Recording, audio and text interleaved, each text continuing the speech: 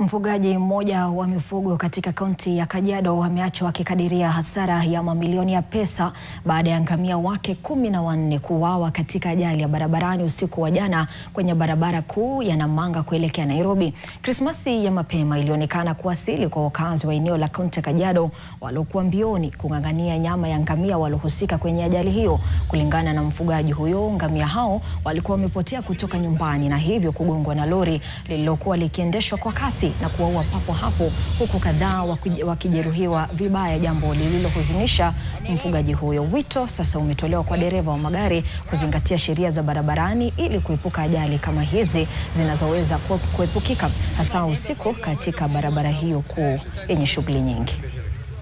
Amelala. Almost 6 ako sahi injury, zingine imepatikana, zingine imepotea. Na hiyo driver hiyo gari alitoroka, akashuka gari, akatoroka kabisa.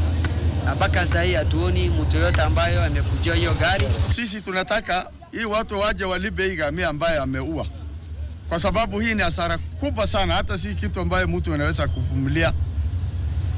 Kama ni hasara ya 1 2 mtu anaweza kusema hii ni bahati mbaya. Hii mtu anabitisha ngamia kama bams, inabitia ngamia 14 na ingine amepata jeraha, wametoroka. Kwa hivyo sisi tunaomba mwenye hii gari aje alipe hii ngamia.